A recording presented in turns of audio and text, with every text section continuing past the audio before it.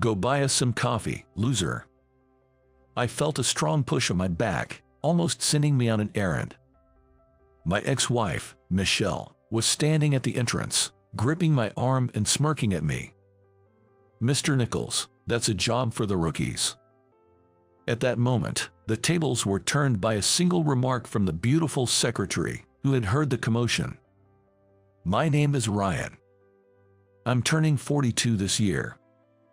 I work for a company that primarily focuses on instant products. Lately, we've begun expanding our restaurant business nationwide and are currently increasing our sales. I joined this company right after college, making it 20 years now. After initial training for new employees, I was suddenly placed in the product planning department. The product planning department is crucial, as it influences the company's management and is known for generating new product ideas. I never imagined a complete newcomer like me would be assigned to such a crucial department. Amid a team of capable colleagues, I was incredibly anxious about whether I could keep up, but it was a place I had always hoped to transfer to someday. I consider myself lucky to have been placed there as a new graduate. During the interview, the higher-ups showed interest in my presentation on a hypothetical product during a group discussion, which is how I got this opportunity. Determined to meet their expectations, I worked tirelessly to learn the ropes of the job. "Ryan, here, take this. Don't overdo it." The woman who said that and offered me a coffee was Michelle. Michelle was my mentor when I first joined the company, a senior by 3 years. During the initial training, we somehow clicked and became friends, often chatting during breaks and on the way home. Although we were assigned to different departments after training, our interactions continued as we often went out for drinks. She was the type to speak her mind clearly, the exact opposite of my indecisive self. I admired her ability to speak up fearlessly in any situation. Moreover, she was exceptionally beautiful, with a slender figure, a small face, and big eyes. She was exceptionally beautiful. However, her beauty made her seem unapproachable, but when she smiled, it was so charming that I was completely taken in by the contrast. After going out for meals together a few times, Michelle confessed her feelings, and we started dating. At that time, I had just been assigned to product planning and felt overwhelmed by the pressure every day. The constant barrage of criticisms in the planning meetings was relentless. I had no peace of mind and even considered resigning. But being with Michelle was the only time I could truly relax. I can count how many times she encouraged me when I made mistakes at work. Whenever I was feeling down, she would always come to talk to me and listen until I felt better. I was truly grateful to Michelle and wanted to plan our future together seriously. Our relationship continued, and I began contemplating marrying Michelle. By the time I was 32 and had more breathing room at work, I proposed to Michelle, and we happily became husband and wife. But soon after, I was ordered to transfer to a newly established branch. Among the several branches, this one was the furthest from the headquarters and was about to start its restaurant business, essentially an uncharted territory. Michelle and I decided to keep our marriage a secret at work. Michelle explained that she didn't want to inconvenience everyone because it was an office romance, and I believed her without any doubts. Perhaps being perceived as single rather than married made me the chosen one for the transfer. The sudden transfer order took me by surprise. Being moved from the headquarters to a branch made me anxious, fearing I had made some grave mistake. Does this transfer mean I'm being demoted? Nervously, I asked my manager, David, that question. David looked a bit surprised at first but then burst into laughter. Haha, we can't entrust a new branch to someone we're demoting, Ryan. You really lack confidence. This is because we value your abilities. You'll be working hard as a chief over there, David said, reassuring me. Finding out that David had high expectations for me, I was relieved. Motivated by his words, I was filled with enthusiasm to tackle the challenges at the branch, returning to my initial determination. On the day I received the transfer order, I told Michelle about it and asked her to come with me. I've been offered a transfer to the branch, so. However, Michelle cut off my words with a sigh. Well, so it's true you're being demoted. It's impossible.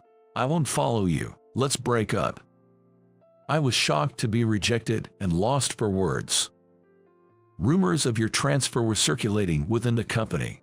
I thought it couldn't be true, but it is. This is nothing but a demotion. We had hardly ever fought and got along well until then. That's what I never imagined she would reject the idea of moving so decisively when I brought it up. I wondered if the idea of moving to an unfamiliar place was daunting, or if she found me unreliable. Feeling hurt by those thoughts, I was about to be wounded even more deeply. I know it's scary, but I feel the same way. Can't you think it over a bit more? It's impossible, I've told you. I married you thinking you had a promising future. It feels like I've wasted my time. What? Learning Michelle's true feelings was a shock to me. To add insult to injury, Michelle continued. I've been seeing Steve, the head of HR. What, Michelle? What do you mean? Confused by what Michelle was saying, I asked again, and she glared at me irritably. We've been dating since last autumn. He's a young elite who climbed the ranks quickly. It's a good opportunity, so let's end things between us. What's that supposed to mean? Were you two-timing? Is that why you didn't want to tell the company we were married? Stop saying it like that. You agreed, didn't you? I kept it a secret because I felt sorry for you, but that ends today. Goodbye. Michelle unilaterally announced our breakup and went to her room. Left alone, I was too stunned to be angry or sad. What were these past few years all about? Was I the only one who enjoyed our time together? All I could think about were negative thoughts.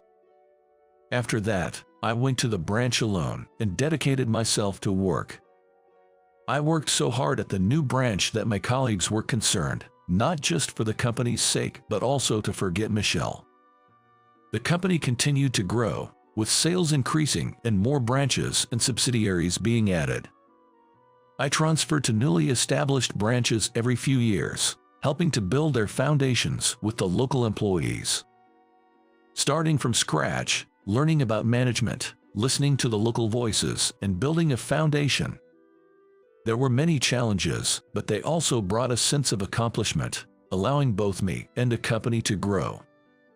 And now, after nearly 10 years, I was set to return to the headquarters. Entering the headquarters in New York, I was surprised to see the interior had completely changed. Previously, the cold, inorganic feel of concrete walls and white floors dominated. Now, parts of the walls were wooden, and there were plants everywhere. This space had been transformed with modern furniture like round tables and sofas, making it much more sophisticated. The guest reception area was divided by partitions, creating a calm and inviting atmosphere. It felt like I was entering an entirely new company, making me straighten my posture. Observing the office, I was reminded of the length and weight of the decade that had passed. Though the days seemed to fly by in a blur of busyness, I was now over 40. With these reflective thoughts, I hung the guest pass I received at the reception around my neck. I came today to complete the procedures and introductions for my upcoming tenure, though my actual assignment was still a few days away. However, the reception had been informed of my visit, and I smoothly received a temporary employee ID. Having some time before my scheduled appointment, I decided to look around the office. The spacious break room, with its large windows, clean nap areas, and tables and chairs, seemed very inviting. Some employees were enjoying coffee and chatting. There were vending machines for snacks, and the ambience was quite comfortable. The number of applicants wishing to join the company had been increasing yearly, and the competition for positions was skyrocketing. It was a matter of pride to see the company I worked for becoming so popular. I want to build a company where young people can continuously take on new challenges. While thinking about this, I left the break room and was walking down the corridor. A woman approached me from the opposite direction. When the woman and I made eye contact, she tilted her head slightly and said, "Huh?" as she started to talk to me. "Isn't it you, Ryan? What are you doing here? It's been a while." "Ah, Michelle. It has been a while." "Oh my, you're as gloomy as ever. Can't you cheer up a bit, especially after such a long time?" Michelle spoke as if the events of 10 years ago had never happened. Surprised by this unexpected reunion with Michelle, who held bitter memories for me, I felt a bit bewildered. Michelle scrutinized me closely and grabbed the visitor's pass hanging around my neck. After looking at the front and back of the pass, Michelle suddenly started bragging. "I married Steve after that. We have 2 kids and are very happy." Even though she brought this up out of the blue, I had no lingering feelings for Michelle and could only offer a wry smile. "Ah, is that so? Congratulations. You can't tell I have 2 kids, right? I've been taking care of my appearance." "Yeah, you haven't changed. I recognized you right away." Michelle smiled contentedly as I said this. "I'm working part-time in the General Affairs Department now. Not that I need the money, but it's easier to work and leave the kids at the daycare here than to stay at home."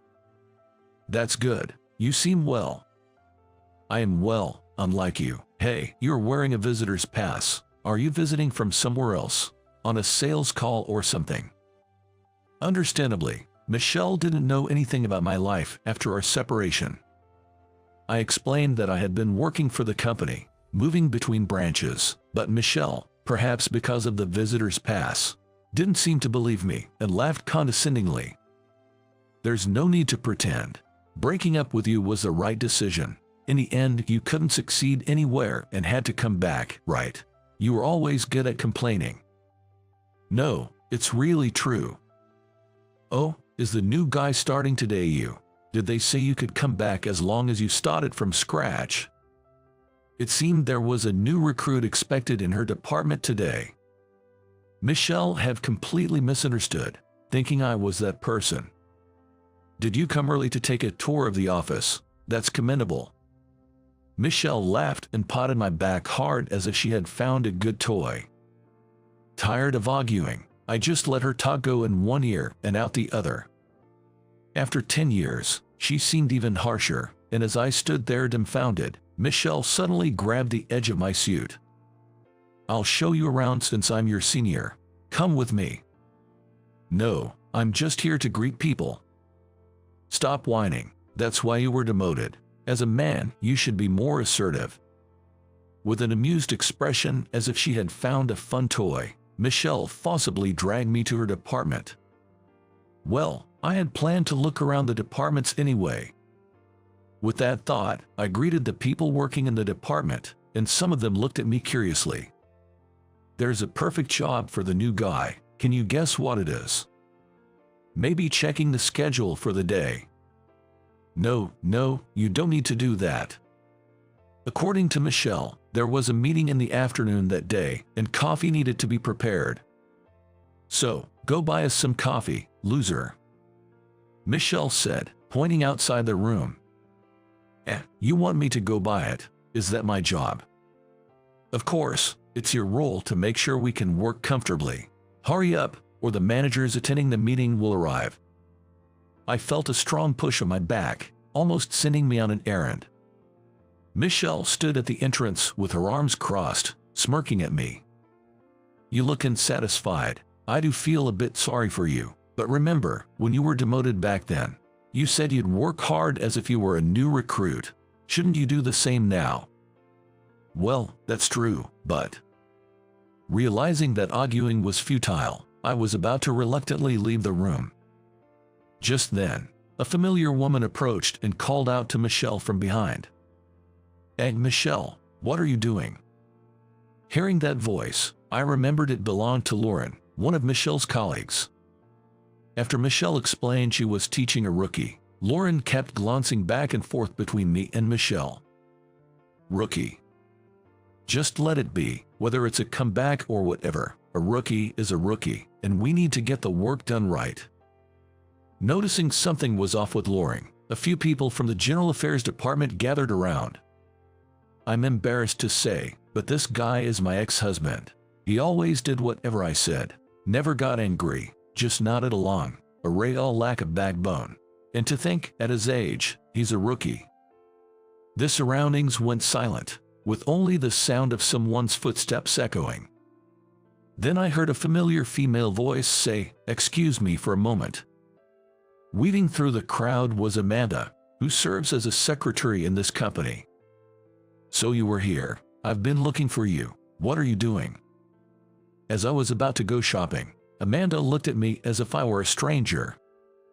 "Well, I was just about to get some coffee for a meeting." "What are you doing, Mr. Nichols? That's not your job." Michelle, who had been watching our exchange, tilted her head in confusion. "Amanda, that's why he is doing it.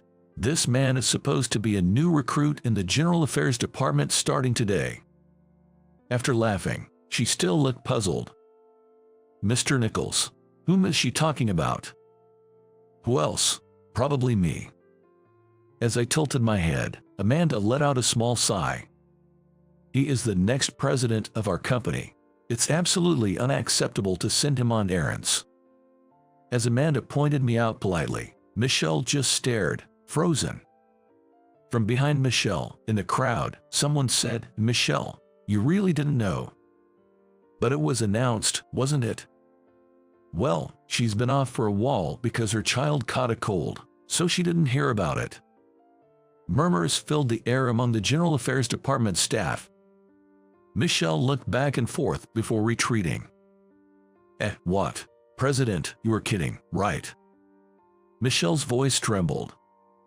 "Over the past 10 years, I've been helping to set up branches as a chief in various places. Well, accurately, for 7 years. And who spoke ill of my future husband?" "Hey, Amanda, calm down, please." "Yes, Amanda is my wife." Her tone changed as she glared at Michelle. "We're planning to register our marriage next month, so she's technically still my fiancée.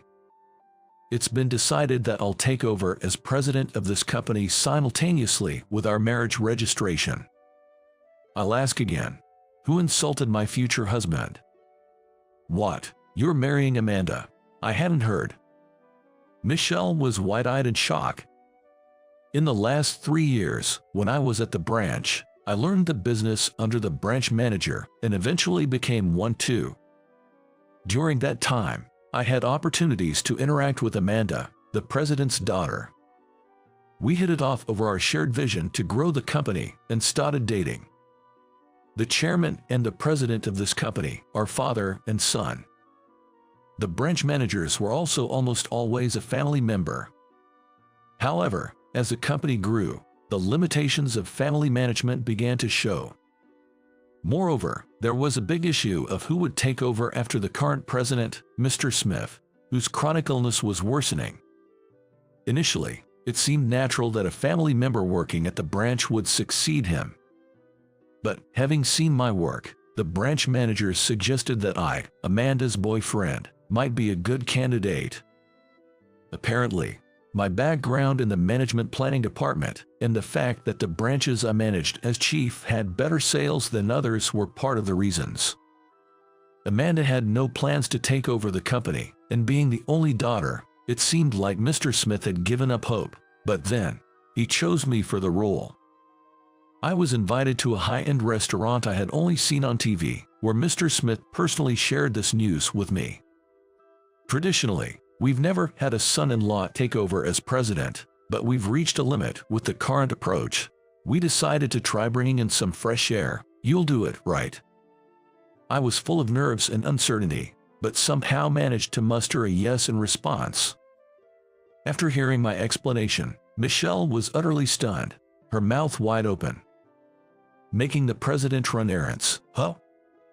It was Lauren's comment that snapped Michelle out of it, and she forced a strained smile. After all, who would have thought he'd be the president? He used to make mistakes all the time at work 10 years ago, and couldn't do anything without me. Indeed, I always talked to Michelle about my work failures. Perhaps because I never mentioned anything when things were going well, Michelle might have perceived me as constantly messing up. Thinking back, it's uncomfortable to realize she saw me that way even when we were dating. Learning Michelle's true feelings from back then made me inwardly sigh in disappointment. But Ryan is being promoted and transferred to a branch office, so he must be competent. Lauren commented, and Michelle fell silent, her face turning red. I'm not exactly outstanding. Sorry to interrupt your work. I know the idea of me as the next president might be worrying, but I'm looking forward to working with you all starting next month. Trying to lighten the mood, I saw the employees' faces grow even more uncomfortable. Your humility is one of your best traits, but it'll only make everyone more anxious. Right, my apologies. I'll do my very best. Thanks to Amanda's support, the employees managed to smile a bit. And then, the blame shifted towards Michelle. That was a bit much, even if you didn't know. Lauren's words must have reached Michelle. With her head down, Michelle took the tray from my hands, placed the teacup on it, and hurried out of the pantry as if escaping. Later, Amanda and I went to see Mr. Smith and greeted him once more. We also decided to get started on the handover process, and I began flipping through the departmental name lists given to me. That's when I noticed something. Steve's name, who was said to have married Michelle, was nowhere to be found. And Michelle's name was still under her maiden name. Hut isn't Michelle's last name. Before I could finish, Amanda, sensing what I was about to say, answered. Michelle got divorced, and her husband resigned last year. It's been tough for her. When I asked Amanda for details, it turned out her ex-husband Steve had resigned a year ago. I was shocked to hear the reason. Apparently, despite being married to Michelle, Steve had an affair with the daughter of the executive director, Daniel. It was revealed that they even had a child, leading to Steve being pressured into resigning voluntarily. Steve and Michelle were still in the midst of battling over custody. Needing to work after the divorce, Michelle struggled with her assertive personality, making it hard to maintain good relationships wherever she went. Eventually, she returned to our company as a part-timer. Despite wanting to return to full-time status, her applications were hindered by frequent absences due to her child's illness. So, what's Steve doing now? I'm not sure. After getting a thorough scolding from Daniel, he tried to find a new job through our contacts but to no avail. I remembered the way Michelle confronted me in the hallway just earlier. Her harshness towards me might have been a way to vent her frustrations. I felt a pang of sympathy for Michelle. And at the beginning of the following month, I officially became the president. Despite some experience in the branch office, I still felt inadequate. Supported by the former president, Amanda, and all the employees, I managed to get through each day.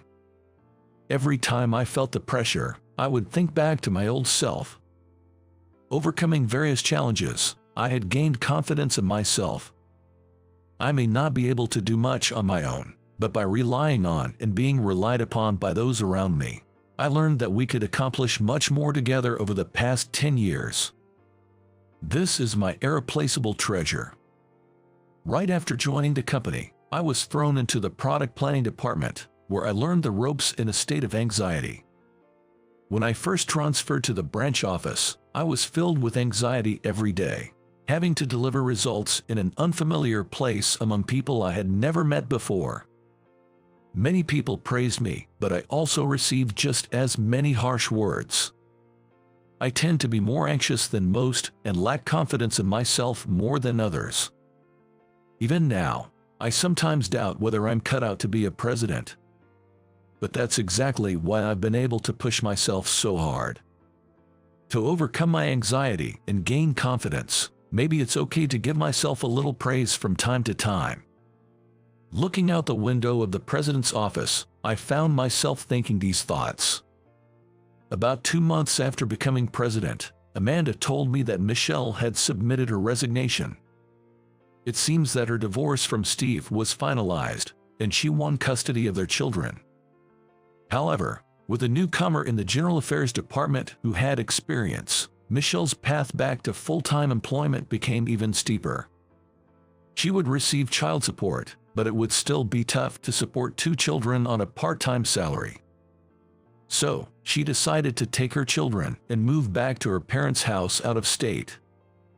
Well, after the coffee fetching incident, it would have been tough for her to stay here anyway, and I wouldn't have allowed it. Come on, don't be angry anymore. Well, isn't it natural to get angry when your husband is insulted? According to Amanda, the incident where Michelle made me fetch coffee had spread not only in the department but throughout the entire company. A few days after hearing the story, I happened to pass by Michelle in the company hallway. She avoided eye contact and looked slightly uncomfortable as she walked past, head down. After we exchanged brief greetings, Michelle called out to me from behind. "I've decided to leave the company. I can't stand being under you." Even as she said this, Michelle's face seemed somewhat relieved.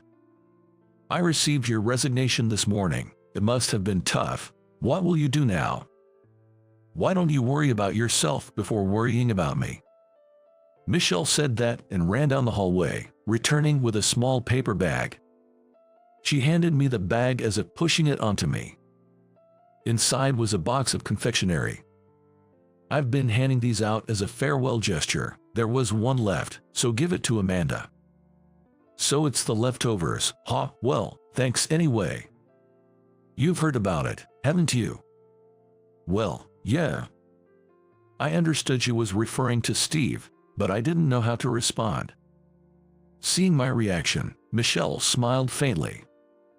"You haven't changed. Always clamming up when you're in trouble. You should at least say serves you right." Faced with Michelle's typically assertive attitude, I couldn't help but force a wry smile. "But you know, choosing men for their money isn't good. You might get transferred to the countryside." Even though I blurted it out in a rush, it was a lame thing to say. I tried to laugh it off, but Michelle looked at me with disdain. I was puzzled as to why I wasn't more upset with Michelle, but then it hit me. In good and bad ways, I am who I am today thanks to you, Michelle. Even being dumped by you turned out to be a good experience. I have completely moved on, so whatever Michelle said, it didn't bother me anymore. "What's that? Trying to play the good guy? You're boring. I'm done here. It's time to pick up my kids. Goodbye." As Michelle walked down the hallway, I called out to her again. "What? I'm sorry for bringing up the past in front of everyone and saying horrible things. Don't worry about it. Take care." Michelle didn't reply and just walked away. In the end, it was a good experience, for better or worse. Watching Michelle's back as she left, I reaffirmed that thought. Lately, as a president, I've been bustling through busy days, yet finding them fulfilling. It just moved. Inside Amanda's belly, a new life is stirring. I want to cherish the importance of the people around me, including the child that is about to be born. Kevin always smirks at me, mocking me, but now he's slamming his desk, glaring at me like a demon despite his calm tone. Choose resigning or getting fired. But there's no reason for me to leave the company. He completely forgot about a client's request, which led to a major incident that cost the company dearly. It was Kevin's mistake that caused it. Yet Kevin, shifting all the blame to Sophia, stares at her as if he's done nothing wrong. Few doubt Kevin's words given his track record, but I know how hard Sophia has worked all this time. The thought of Sophia being forced to leave because of Kevin's words was unbearable to me. Being a nobody, it wouldn't make a difference whether I stayed or left. It's clear that Sophia, who's dedicated to her work, should stay over someone like me. Knowing Sophia shouldn't have to bear the blame for a mistake she didn't make, I chose to resign in her place. At that moment, I thought I had lost everything. But it turned out Kevin was the one who truly lost everything. Kevin had it coming. My name is Jake. I work at a decently renowned advertising agency in the county. Not big but known locally. We don't have the power of the big names but take pride in our local engagement, managing events around the area. As a sales department grunt, I'm what you'd call a sidelined employee. I ended up in this position due to a massive mistake during a major event the company sponsored. The initial project proposal from the client was flawed, which wasn't really my fault. I noticed the mistake but was rebuffed by the project manager, who didn't appreciate my input, and even my attempts to discuss it were ignored. It was also found that the manager had made a wrong order. In the end, I was the one who was framed and had to take all the blame. I lost my position as project manager and was demoted to a corner of the sales department, living as an inconspicuous employee. My demotion coincided with a change in company leadership. With the new CEO came a significant shift in company direction. They plan to expand the business further, including taking on projects outside the county. The company is focusing on recruiting talented individuals from outside. It seemed irrelevant to someone sidelined like me, but it wasn't. Kevin, the new head of the sales department, was one of those external hires. He is younger than me but with a proven track record. From day one, Kevin captured the staff's hearts with his passion, but something about his words felt off to me. I'm Kevin, ready to work with you all. You're here to secure deals, but I'm here to take responsibility. I'm looking forward to our hard work. While Kevin was generally supportive, he was inexplicably cold to me, occasionally giving me harsh looks. The only one who stood up for me was my boss, Sophia. Sophia, popular across departments for her beauty, was a powerful force in sales and leading with her actions. To me, Sophia was unattainably noble. While I was busy with paperwork, I heard a familiar voice from the hallway. Peeking out, I saw Sophia and Kevin, but something was unofficial. Kevin seemed to be hitting on Sophia. But no matter how you look at it, Sophia clearly seems to dislike Kevin's advances. Kevin, fairly handsome, was popular among female staff. He might be used to attention, but his approach was too overbearing. Given it was her superior, Sophia couldn't retaliate with her usual vigor. Seeing Sophia in distress, Kevin attempted to force himself on her. Unable to watch, I intervened, and as expected, Kevin glared at me. "Excuse me, Sophia, where should these documents go again?" "What's it to you? Get lost." Kevin snapped, his anger echoing down the hall. Knowing Kevin didn't think highly of me, I ignored him and spoke directly to Sophia. "By the way, Sophia, there are some documents on my desk that need your attention tomorrow. Could you take a look?" Troubled by Kevin's advances, Sophia quickly left the scene upon hearing my words, as if escaping. To Sophia's back, Kevin uttered something outrageous. "If you won't be mine, not only will you not advance in this company, but you won't be able to stay here at all." Kevin, frustrated at being interrupted, glared at me again. Being nothing more than a sidelined bottom-ring employee, I had nothing to lose by drawing Kevin's ire any further. As I walked away, remembering something, Kevin kicked the wall and hurled insults at me. I hurried away, ignoring Kevin's words. Back at my desk, sorting through my documents, I suddenly found myself bombarded with menial tasks from other employees. When I was the head of the planning department, it was the opposite. I was the one delegating tasks. For a sidelined employee like me, this is just part of the job. Kevin, still irate, returned to his desk, causing the other employees to avert their eyes, sensing the mood.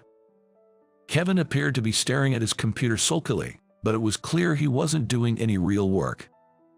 Usually, Kevin would spend his time at the desk fiddling with his phone or merely skimming documents, even as others worked hard. Lately, correcting the mistakes in documents and materials checked by Kevin has also become part of my job. Suddenly, I was called into a meeting room.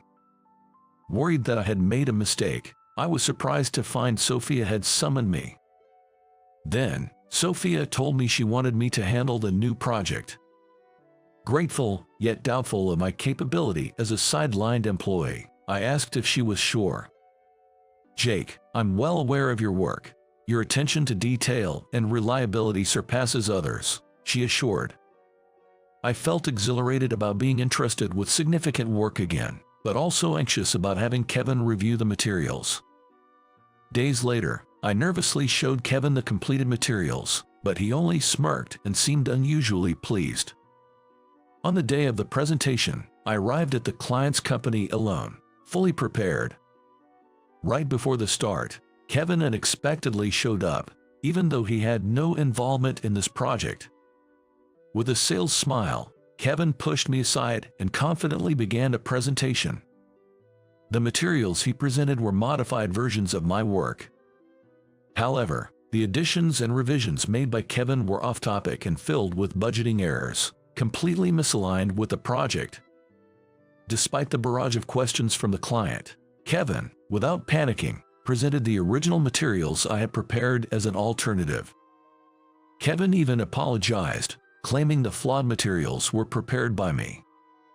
Apologies for the earlier materials, prepared by Jake. It was disrespectful. Fearing the task was too much for Jake, who usually handles minor tasks, I reviewed and made adjustments to the presentation materials, he said. Kevin, pinning the blame on me, received praise from the client, while I, being sidelined, was looked down upon. Ultimately, the credit for the project was stolen by Kevin. Following Kevin's portrayal of my incompetence, coupled with a past failure, my standing in the company worsened. Sophia, questioning how the project credited to Kevin was initially mine, approached me. However, resigned to my sideline status, I didn't explain and returned to my daily tasks. Days later, Sophia came to tell me about another significant project she had secured. But Kevin, overhearing, snatched the order form and proposal from Sophia. Having received high praise for stealing my work, Kevin now planned to take Sophia's project as well. Eventually, Kevin went to negotiate with the client on Sophia's behalf. Right before finalizing the contract, Kevin, forgetting an important budget amendment, infuriated the client with excuses. This led to a major incident, causing significant losses for the company due to the already placed orders. It's because of you that the contract with the client was nullified, causing huge losses for the company. How do you plan to take responsibility? Shockingly, in front of other employees, Kevin shifted all the blame onto Sophia. Unaware of Kevin's manipulations, the employees, cowed by his assertiveness, looked coldly at Sophia. Only I, having experienced Kevin's deceit firsthand, knew of Sophia's genuine dedication. After Kevin whispered something to Sophia, she looked at him with disdain, as if he were trash. "What's with that attitude? This is why you're useless." Kevin, slamming his desk with a demonic glare contrary to his calm tone, stared at Sophia. "What's it going to be? Choose resigning or getting fired." Unable to tolerate Kevin's tyranny any longer, Sophia was about to strike him when I stopped her hand and stepped between them. "Sophia is a necessary asset to this company. If you're calling someone incompetent, I'll resign in her place." "Huh? Why would you?" "Well, fine. So you're leaving the company." Sophia looked at me with a troubled expression. The words Kevin sneered at me made my blood boil. "Jake, I've had a grudge against you since our last company. Finally, I can get my revenge." Hearing Kevin, I remembered he was the person in charge of causing my demotion. Driven by impulse, I scribbled my resignation and handed it to Kevin, and right after, Sophia brought her resignation as well. Sophia's resignation, though slightly wrinkled, was neatly sealed, clearly not prepared on the spot. Having seen Kevin making advances on Sophia before, it seemed she might have been blackmailed by Kevin. Sophia had been contemplating leaving the company. "I've made up my mind. If Jake is leaving, then I will leave too." Sophia placed her resignation on Kevin's desk with a smile before I could stop her. I truly believed Sophia was essential to the company, but staying might only lead to more harassment from Kevin. Realizing this, I decided it wasn't my place to interfere with her decision. Kevin, receiving our resignations, clicked his tongue in annoyance. Good riddance. Work will be easier without senior faces. Useless ones. Just leave. Kevin kept his bravado, but the sudden resignations seemed to unsettle him. Ignoring Kevin's final insults, we packed our things. Our resignations were accepted without question, and we truly left the company. Kevin might have been spreading rumors about us, but it no longer mattered to me. Days later, as I searched for a new job, I received a call from an unknown number. Surprisingly, it was from Sophia. "Jake, how are you?" When I asked how she got my number, it turned out Sophia was my ex-girlfriend from years ago. I hadn't changed my number in over 20 years, but I lost all contacts during a phone switch. Sophia's voice, slightly embarrassed, was indeed familiar. I hadn't realized that Sophia, who had changed her surname due to her parents' divorce and had grown into a beautiful woman, was my ex until now. Reminiscing about our youth, Sophia suggested, "Hey, Jake, what about starting a new company together? I believe we can do great work together." Though taken aback by the idea of starting a business, I was determined to prove Kevin wrong. In our new company, I took the role of the representative. Sophia handled sales, and I managed planning and presentations. Thanks to Sophia's efforts in sales, our startup became busier than expected. Busy, as during my manager days, I found joy and fulfillment in our work. Our experience with menial tasks proved valuable, making detailed work bearable. Our company, though small, began to tackle local jobs successfully. One day, we received a significant project, a large event competition from a company Sophia had connections with. We prepared meticulously for the day, meeting with the client multiple times. At the competition venue, alongside our company, were several others, each represented by their top employees. Amidst the large corporations, I locked eyes with none other than Kevin. Working in the same industry, one tends to hear rumors, and it seems Kevin's actions had recently tarnished his company's reputation. This event was likely his chance for redemption. Kevin, spotting us, smirked in his usual condescending manner. Once all participating companies were gathered, the presentations began. Every company delivered impressive presentations, filling me with ideas like never before. As Kevin's turn approached, his presentation began. As expected, not only the clients but also employees from other companies seemed puzzled by Kevin's explanation. Initially confident, Kevin noticed the odd atmosphere post-presentation and hastily started additional explanations to the clients. "Our proposal is packed with your desires." Clients responded to Kevin's explanation with forced smiles and sighs, avoiding eye contact. I was dumbfounded by Kevin's pitiful display. A dejected Kevin glared at us as he returned to his seat. Our presentation was last, concluding the competition smoothly. When our company was announced as the winner, Kevin slammed the desk and protested loudly. "How can a plan by a useless sidelined employee like him win over mine? This is absurd." Despite Kevin's insults, his proposal was clearly flawed, obvious to anyone. After receiving cold stares from the clients, Kevin kicked the desk and stormed out of the meeting room.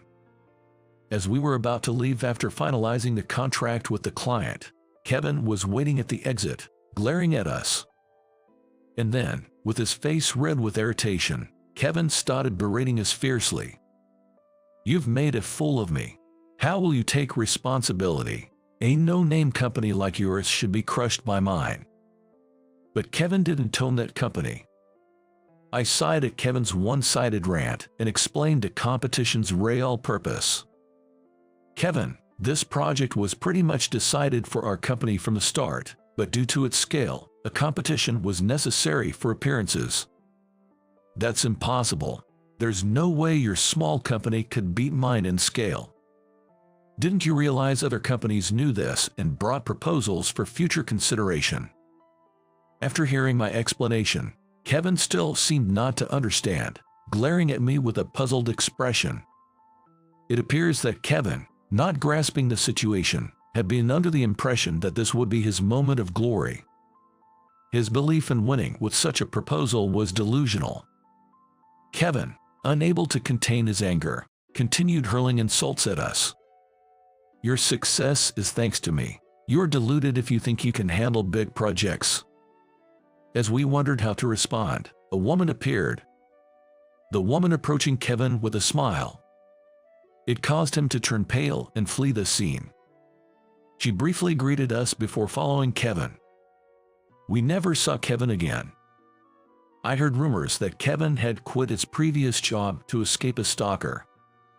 It seems Kevin was being stalked by that woman. The woman, acting like Kevin's shadow, would follow him with every job change or move, becoming quite the nuisance.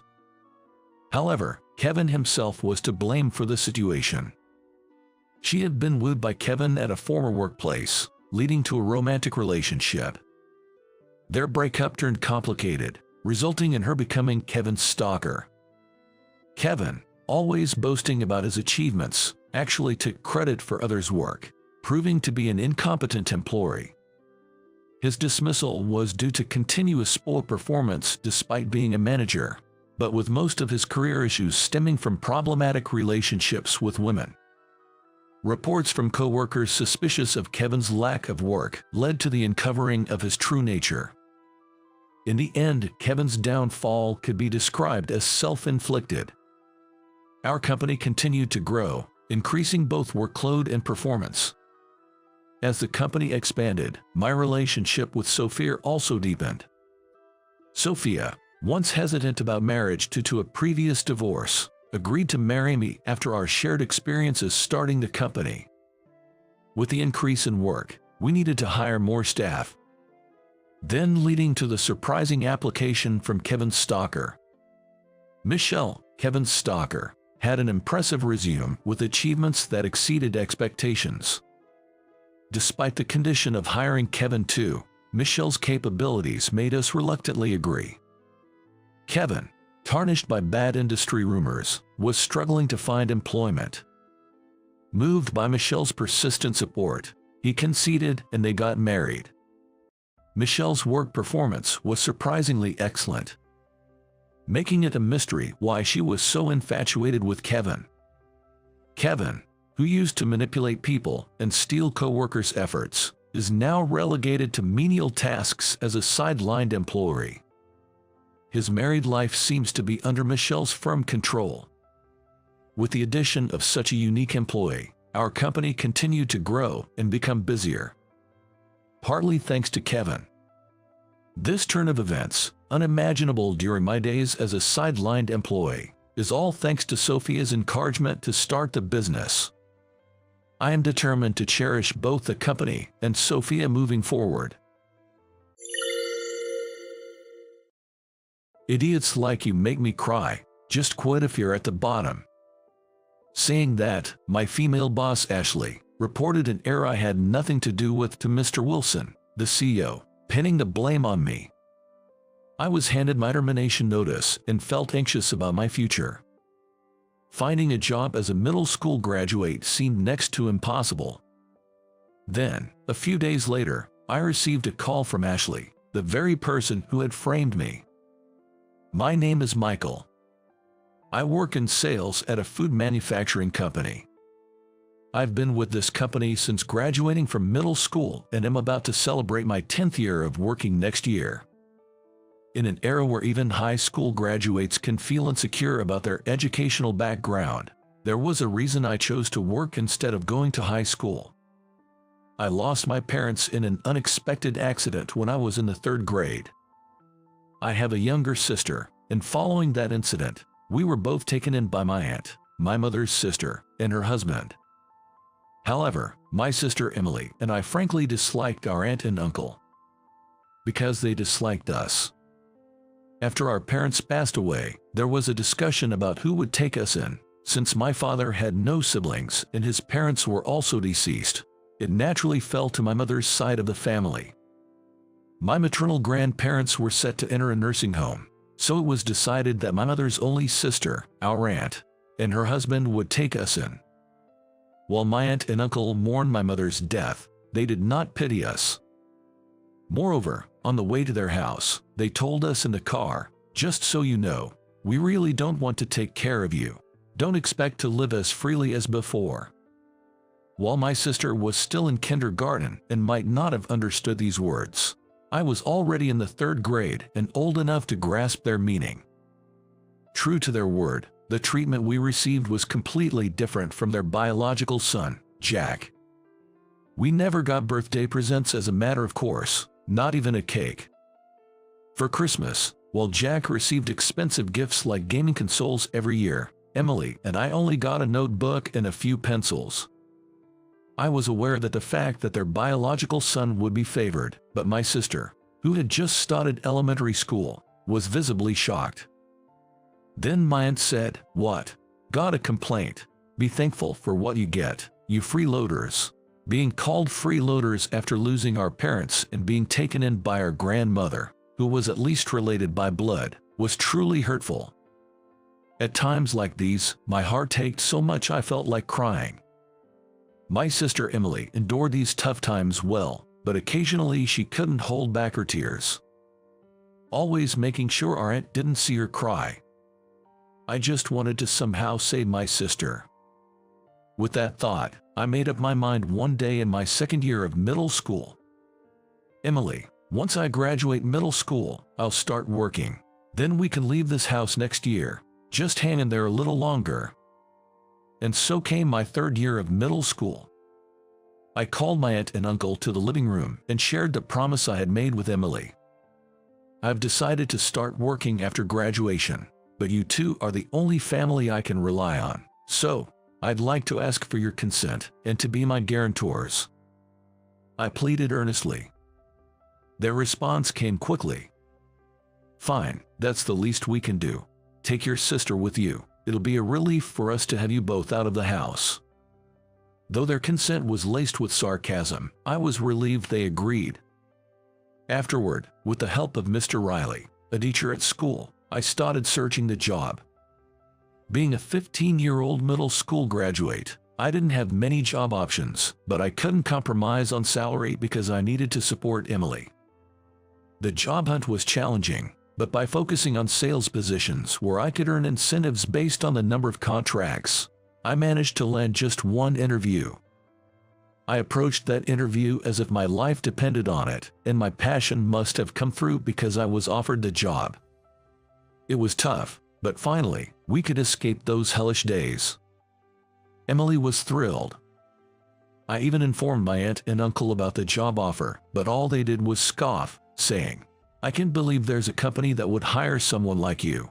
They couldn't even muster a fake congratulations. The day after the graduation ceremony, we started our new life. At my new job, the early days were indeed challenging. Being a middle school graduate, I struggled to gain trust and secure contracts, fighting an uphill battle every day. However, I was fortunate with my colleagues. Thanks to the support of them, I gradually increased the number of contracts, and the trust from our clients began to grow. As I started securing more contracts, the incentives, which were the reason I chose a sales job, increased, and so did my income. Our previously tough life started to have some breathing room, and Emily and I began to enjoy happier days. My main goal, besides making Emily happy, was to ensure she could go to college. Having experienced the difficulties of job hunting and working as a middle school graduate, I didn't want Emily to go through the same. To achieve this, I knew I had to earn more. With that strong determination, I continued to work hard and excel at my job. During this time, a woman named Ashley transferred to my department. "I'm Ashley. I look forward to working with you from today." My first impression was that she was a beautiful and polite woman. and Ashley became my boss, the youngest person in this department. Working with a beautiful woman seemed great at first, but that feeling was short-lived. Can't you even do this much? Typical of a middle school graduate. So slow. This is why the low-educated person is a problem. Although it was my fault when I made mistakes, Ashley would always add the word middle school grad to belittle me. Yet, despite being only 4 years out of college, she was so competent that she became the department head. Not just me, but even the more experienced employees couldn't give her orders. Whether it was due to the environment or just her personality, Ashley did whatever she pleased. If she disliked a client, she dumped them on me, and despite my gradually increasing contract numbers, which were by no means poor, she'd scornfully say, "Bring in more contracts, you failure." Moreover, she only went to major clients and took all the good jobs for herself, causing trouble for the other employees too. Since Ashley's transfer, the department's atmosphere had been getting progressively worse. The damage even extended to the administrative staff. She was particularly harsh on a female admin named Melody. She was dumping a huge amount of work on her without sharing it with other admins and making her redo tasks for unreasonable reasons. Feeling sorry for what I saw, I once offered to help, only for Ashley to berate me, saying, "You can't even do your own job properly, and yet you're meddling in others. If you have time to spare, bring in more contracts." It's troublesome how middle school grad only think with their emotions. I was utterly defeated by her harsh words. Although the warm and friendly environment was gone, I clung to my work for Emily's sake, prioritizing contract acquisition while not neglecting support for the companies we worked with. I had built a particularly good relationship with a major company, Smith Trading. However, one morning, I arrived at the office to find it unusually noisy. Peeking in, I heard, "It's serious. It seems Michael missed an appointment with a client yesterday. Has Michael arrived yet?" I had no recollection of such an appointment. It wasn't listed in my to-do list, which I always write in my notebook. But Ashley was making a fuss, claiming it was my mistake. To clear the misunderstanding, I entered the office. "Good morning." "Oh, finally here, Michael, because you missed yesterday's appointment. The client is furious. They're going to terminate the contract. This is why middle school grads are a problem." "I'm sorry, but I wasn't informed of that appointment, and I don't think I'm responsible for that client." "I don't want to hear excuses. Not informed, you must have forgotten, and your name is on the contract documents. Can you still say it wasn't you?" Ashley slammed the documents in front of me. Looking at them, my name was indeed on a contract, complete with a seal. But I had no recollection of it. No matter how much I tried to explain, Ashley wouldn't listen. She said, "I'll report this to Mr. Wilson. Idiots like you make me cry. The bottom dwellers should just quit." She spat out the words. Later that day, I was called in by Mr. Wilson. "Excuse me." "Come in." Mr. Wilson looked stern, a sign of his considerable anger, unusual for his normally gentle demeanor. "Still, I came here desperate to clear the misunderstanding. However, I've already heard about your usual work attitude and contract situation from Ashley. She said you're beyond help. This morning, you forgot an appointment with a client and caused trouble, insisting it wasn't your fault. Not only are we losing one of the few clients we have, but you're also causing trouble for other employees, making the workplace atmosphere worse. Our company usually hires only high school graduates, but we made an exception for you because of your enthusiasm. I feel betrayed." It seemed Ashley had fabricated stories not just about this morning, but about my work attitude as well. The one with the bad attitude and ruining the workplace atmosphere was Ashley, not me. But for now, I had to explain this morning's situation. "Mr. Wilson, there must be some mistake about this morning. I wasn't in charge of that company, nor did I have any appointment scheduled." "Then how do you explain these documents?" With that, Mr. Wilson presented the documents that Ashley had shown me earlier, which I didn't recognize. I don't recognize these documents either. Although the number of contracts I've secured is small, I remember every company I've worked with. I see. Understood. I was relieved for a moment. But then, I was abruptly told, "You're fired." What? A person who can take responsibility for their own mistakes isn't needed here. Are you suggesting that Ashley fabricated these documents? What reason would she have to do that? Even if I were to believe you, do you have any evidence? Evidence? I was left speechless. It's a shame. And so, I was fired from the company due to a mistake that was framed on me. When I returned to the office to gather my belongings, I caught Ashley's eye. She was smirking. As I had suspected, it seemed that she had indeed fabricated those documents. While I was packing up, Ashley said loudly enough for everyone to hear, "If you had just admitted it, this wouldn't have happened." At that moment, I was in shock and didn't even glance her way. After packing, I left the office without saying a word. I'm home. "Hi Michael, what's with all the stuff?" "I'd get fired." I forced a smile and said that. But seeing Emily's face made all the emotions I had been holding back explode, and I broke down right there. "Emily, I'm sorry." Without saying a word, Emily stayed by my side, comforting me until I calmed down. After catching my breath, I told her everything that happened that day. "Well, being fired doesn't change. I'll start looking for a new job tomorrow. I don't expect to find a place that will hire a middle school graduate like me easily. I can work too. It's okay if I quit high school. Even if we're both middle school grads, if we work together, we can make ends meet." At the time, Emily was in high school, and since I had promised to support her through college, she was attending a fairly advanced school. Losing my job at such a critical time made me even more depressed, thinking I wouldn't be able to send Emily to college. As expected, finding a new job was difficult. I was mostly rejected at the resume screening stage, and during interviews, being fired from my previous job became a major issue, leaving interviewers with a bitter taste. Then one day, I received a call from the company I had been fired from. It was Ashley on the line.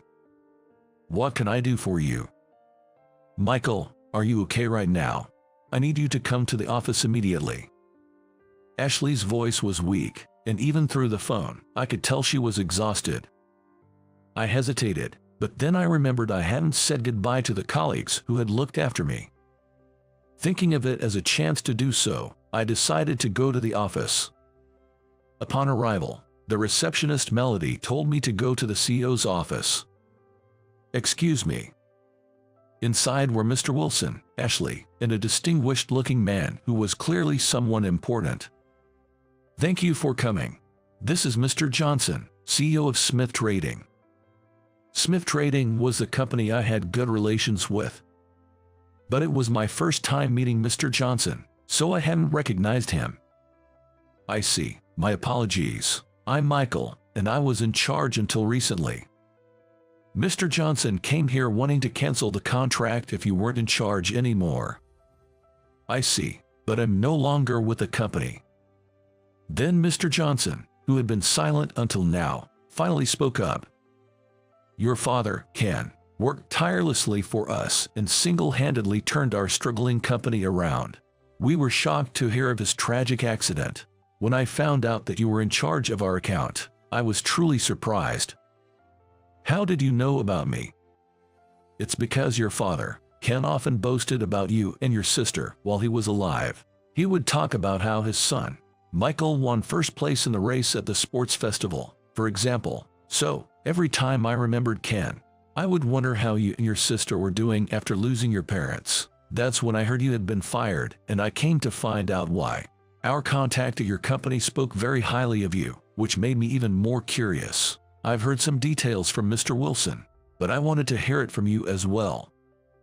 I decided it was time to lay everything out, including my previous protests to Mr. Wilson and the intense harassment from Ashley. Ashley interrupted, claiming she never did such things. Don't make things up without evidence. It was that time. Excuse me, may I? It was Melody, the receptionist. She said and played a voice recorder on the table, which captured Ashley's verbal abuse towards me and other employees. Mr. Johnson was furious. What is this? Is this kind of behavior tolerated in this company? Faced with Ashley's denial and the absence of evidence, Mr. Wilson was visibly shocked. Ashley herself, unable to refute the accusations, stood silently, avoiding eye contact. Apparently, Michael's point is correct. Michael is an exceptional salesman. We were considering a significant contract worth $10 billion because he was involved, but unfortunately, Michael has been fired, Mr. Johnson remarked. After saying this, Mr. Johnson stood up and said, "Let's go, Michael," before leaving the CEO's office. Following his lead, I also exited the office. Afterward, Mr. Johnson and I went out for a meal. I'm glad the misunderstanding has been cleared. Thank you, I expressed my gratitude. No, a company that doesn't value an outstanding employee like you isn't worth staying at, he replied. We then spent a great time reminiscing about my late father, soaking in nostalgic memories. As we were parting, Mr. Johnson inquired, "Have you found a job yet?" No, perhaps due to being a middle school graduate, I haven't been taken seriously anywhere. It's been a series of defeats, I confessed. That's good then, he responded. Excuse me, I was puzzled. Come work for us. Finding someone as talented as you, even among college graduates, is challenging.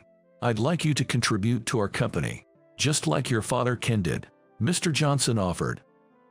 Without hesitation, I accepted, saying, I'd be honored. Years later, I rose to become the head of the sales department at Smith Trading. Recognized as the right-hand man of Mr. Johnson by my colleagues and Mr. Johnson himself.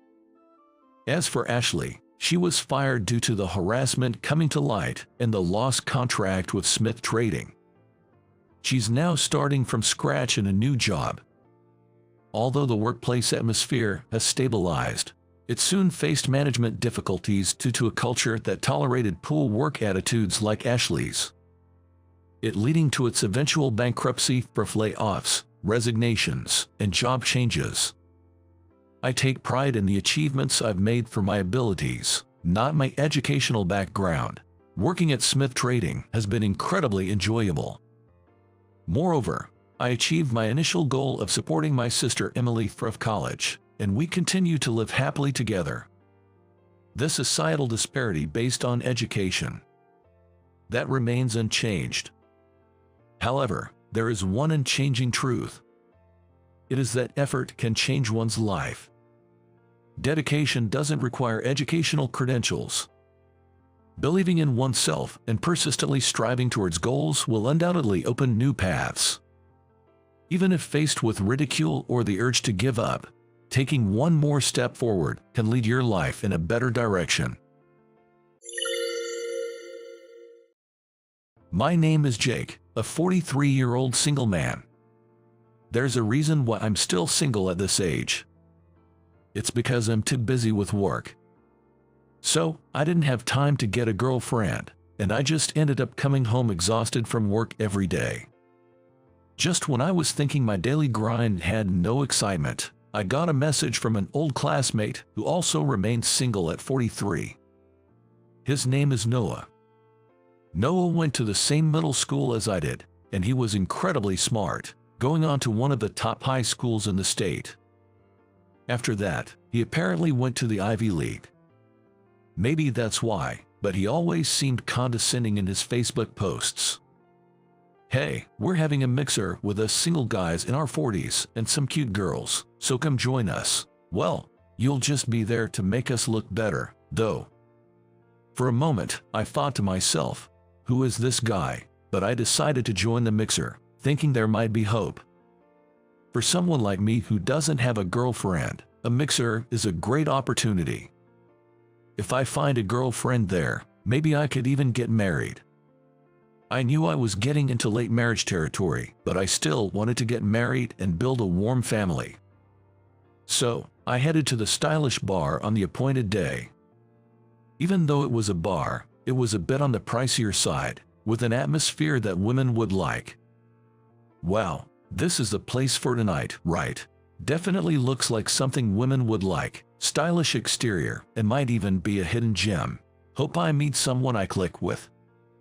When I entered, Noah was already waiting at the table. Noah looked me over and then burst out laughing. "What's with that lame outfit? You'll totally turn off the girls with that. That's the problem with you guys who only have a high school diploma." "Is it really that bad? I thought I dressed reasonably well." "No way, it looks terrible from any angle. My clothes are all top-notch. See, cool, right? At our age, you've got to wear decent brands. And check out this watch too. It's a Bridal I bought recently." "Ah, I see. Looks good on you." Noah proudly showed off his brand name gear. Since he got into a top trading company after university, he must have a pretty high salary. Yet, he has neither a girlfriend nor a wife, which made me wonder. Well, I could pretty much guess why. He's really arrogant and always talks down to people, so it's no wonder women get turned off. I figured he must have been dumped a few times because of his attitude. "Noah, you seem like you'd be popular, so why don't you have a girlfriend?" I know it's a bit rude to ask. "You don't get it. There's no woman out there who's good enough for me. I'm not interested in any cheap women. I only want to date women who are cute, beautiful, and smart." "Is that so?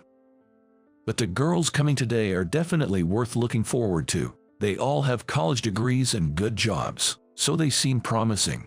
I don't just want a wife to relax because I earn well. I prefer a woman who works hard and earns well too. And of course, youth is important." "Youth?" I was a bit taken aback that he, a 43-year-old man, was still looking for youth in his partner. As for me, as long as the women coming to the mixer weren't significantly older or younger, I was open to meeting anyone.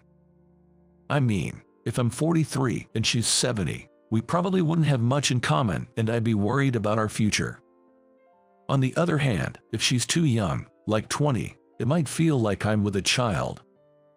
But then, there are plenty of marriages with big age differences, so it's really up to personal preference. Eventually, the women arrived at the bar one by one. They were all tall and stylish, with great figures. Their faces were pretty too. If they told me they were reader models, I'd believe them. "Hey, welcome. Been waiting for ya." "Sorry we're late. The train was delayed." "No worries, no worries. I got stuck in traffic too, sorry." "It's all good. I forgive pretty faces." What's with this guy? I thought, finding him a bit creepy. He was totally smitten with the women, practically drooling over them. He seemed like an old man with ulterior motives, and I thought I'd hate it if people thought I was like him. Noah was clearly trying to win over the women by offering them drinks and saying things like "it's on me tonight. Eat and drink as much as you like. Should we go for the all-you-can-drink plan? I'm covering it today." "Well, we really shouldn't." "Yeah, let's just split the bill among all of us." "No worries, I've got plenty of money, so let's go for the all-you-can-drink. Now that we've ordered, let's introduce ourselves. I'm Noah, a 43-year-old working at a trading company, the Big Johnson Corporation." "Wow, that's impressive. Johnson's got a lot of commercials on TV." Right. I'm working hard there as a salesperson." "Nice to meet you. I'm Tina, 28 years old. I work at a clinic in Westchester." "I'm Mandy, 29 years old. I work at the same place as Tina." "You're both so young. From an old guy's perspective, you're both fresh and youthful." Okay. I see." The two women seemed a bit put off by Noah's forwardness. They probably found it creepy and intimidating. "Hey, loser, introduce yourself too." "I'm Jake, a 43-year-old. Noah and I went to the same middle school." Yeah, this guy's been like a bad penny since middle school. Well, I've always been picking on him. He can't even talk back. Oh, is that so? Uh-huh. Sorry to say, Mandy and Tina, but I only invited him for making up the numbers. He's the absolute loser. A high school grad and dirt poor. Who'd want to be with such a dumb and broke guy, right? It's impossible from the start, isn't it? Come on, what are you talking about? That's right. What? Then the two women came over to me. They sat down on either side of me, leaving Noah looking bewildered. Hey, why aren't you revealing your identity, Dr. Davis? Yeah.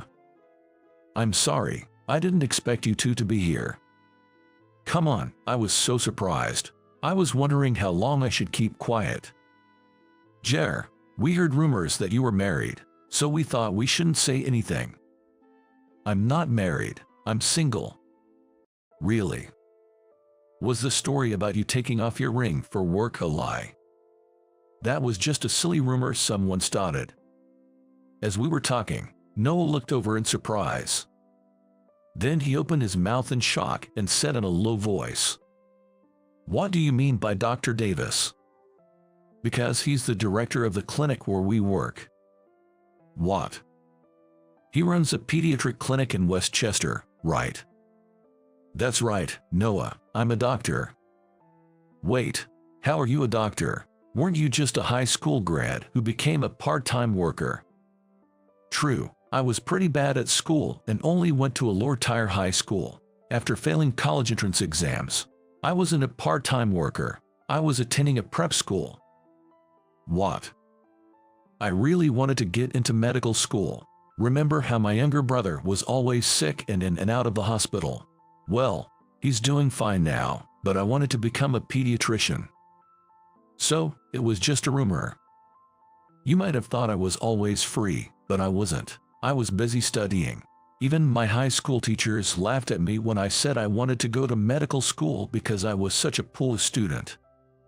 But your family was poor, right? You lived in a rental house, and your dad didn't earn much, and your mom worked part-time. How could someone like you afford medical school?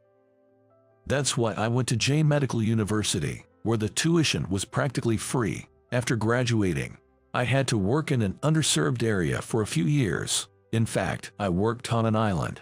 After that, I opened my own practice. Wow. I was falling behind everyone else even in a low-tier high school, and it was faster to count my grades from the bottom up. No matter how much I studied, I just couldn't get good scores, and I was worried I might not even graduate.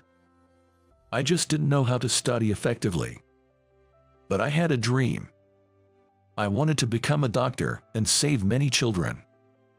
I have a brother who is 10 years younger than me.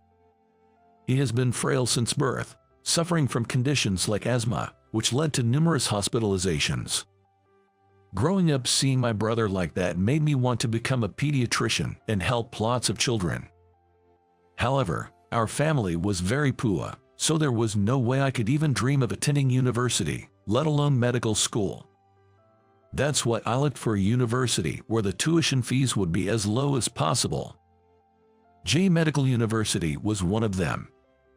In exchange for free tuition, I had to work in an underserved area after graduating and becoming a doctor. I had the option of either this university or B Medical School. I got into both, but I chose J Medical University because it was my preferred choice. My tuition for the prep school was covered by a well-off uncle. Thanks to him, I was able to focus solely on my entrance exam studies without needing to work part-time during my gap year. Knowing our family's financial struggles, my uncle offered to continue supporting me even after I got into J Medical University. But I felt too guilty to accept that and managed on my own afterward. Well, that's why I'm a doctor and the director of a clinic now, so I'm not poor anymore. Why are you a doctor? How much do you make a year? Well, our clinic does quite well, so maybe around $350,000. What? And what about you, Noah? Me, $60,000. I see. I thought he'd make more since he works at a trading company. But his salary was lower than I expected, so he probably doesn't hold a significant position. It's not really my concern, and I don't care much about it. I don't intend to compete with him or look down on him. I just didn't want him to belittle me anymore. It's one thing to mock me for being from a low-tier high school, but I don't want him to ridicule our poverty. My dad became unable to work in physical jobs due to a leg injury, and my mom, lacking education, could only take on simple part-time work. But I never resented my parents. They worked hard to ensure my brother and I could attend high school and always made our modest meals enjoyable. I managed to get into that university on my own, while my brother, much smarter than me, got into a prestigious private university on a scholarship. He passed the bar exam on his first try and became a lawyer.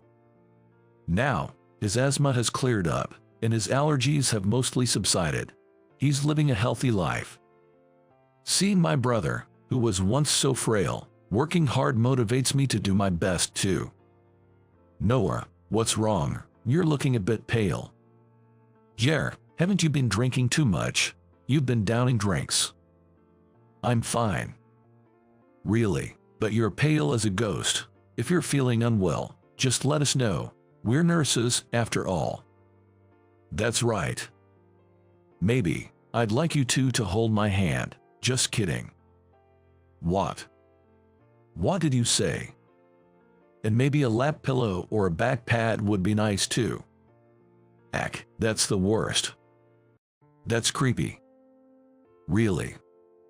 Isn't that just harassment? It was terrible enough that you were mocking Dr. Davis. So, Noah, that's the kind of person you are.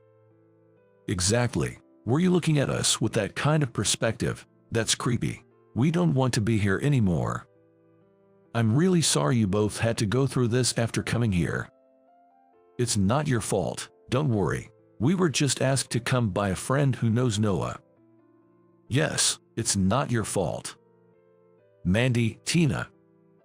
Let's go, Dr. Davis. We'll be ruined if we keep hanging around such a terrible person. You're right. So, we left some money and departed.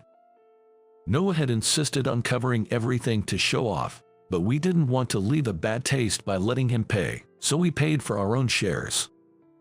After that, I forgot about Noah and kept myself busy with work. In winter, the number of children catching colds or the flu increases, and it's a tough time. There are kids struggling with asthma like my brother used to, and I'm glad he's doing well now. I work hoping that these kids will one day be as healthy as my brother. One evening, exhausted, I went to the supermarket and saw a tired-looking woman at the cash register. Her name is Amy. Amy's child has asthma and often visits my clinic. Amy, a single mother, leaves her child with her parents and works from morning till night. While I was examining her child, Amy always looks sad, saying things like, "If only I had given birth to a stronger child," or "If I had more education, I could have landed a better paying job to support this child." But from my perspective, Amy seemed to be trying too hard. Dr. Davis. Amy, good evening. You shouldn't only eat ready-made meals. It's not good for your health, you know. Well, I'm single and there's no one to cook for me, and cooking for myself is quite tough. I usually just eat and then crash. It's quite embarrassing. It's really worrying. You really shouldn't work yourself to the point of collapsing. Amy efficiently scanned the ready-made meals I had chosen. After eating the meals and a salad at home, I couldn't stop thinking about Amy. I had developed an indescribable feeling for the mother of my patient, Richard. But it seemed Amy felt the same way. On a day off, I went out for a stroll and happened to run into Amy and Richard.